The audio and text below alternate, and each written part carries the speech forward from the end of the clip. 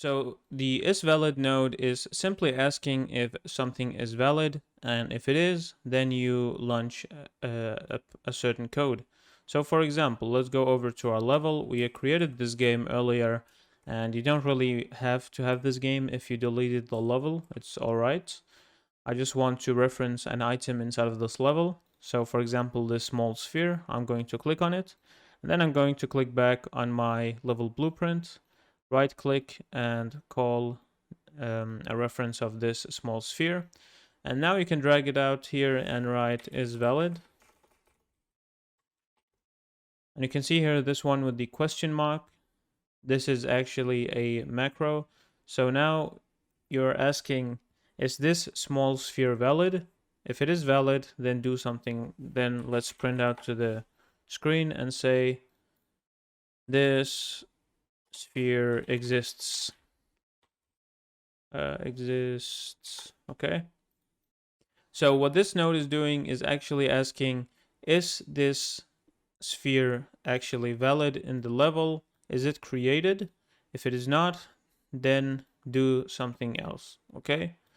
And this is actually used a lot in the game, because imagine if you have a character and you have, let's say, a multiplayer game or just a single player game, and the character has not spawned yet. And then you have some movement code. So for example, you click W to move forward. You're always going to ask if the character has spawned, because why would you run the code for clicking W to move forward if the character has actually not spawned yet? So this is a very good for optimization, always asking, is this actually valid? Is the small sphere actually in the level? If it is, then go ahead and make the player able to press R to move forward, for example. And if it is not valid, then do something else. And what I usually do here, just some extra content for you, what I usually do is delay it. So delaying it with 0.2 seconds, for example. And after delaying it, I'm going to run this again. So it's going to run in like a loop until the player spawns. So you can imagine the player is selecting a team right now. He's selecting, let's say it's Counter-Strike. He's selecting terrorist or counter-terrorist, and he has actually not spawned yet. He's selecting what he wants to be.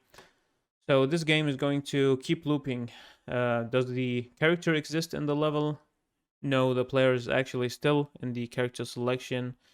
Then the player is not valid, so the character is not spawned yet. So now I'm going to delay with 0.2 seconds, and then when it's completed, I'm going to run the code again and ask, is the character spawned yet? And it's going to loop around and around until the player clicks the terrorist or counter-terrorist and spawns inside of the level.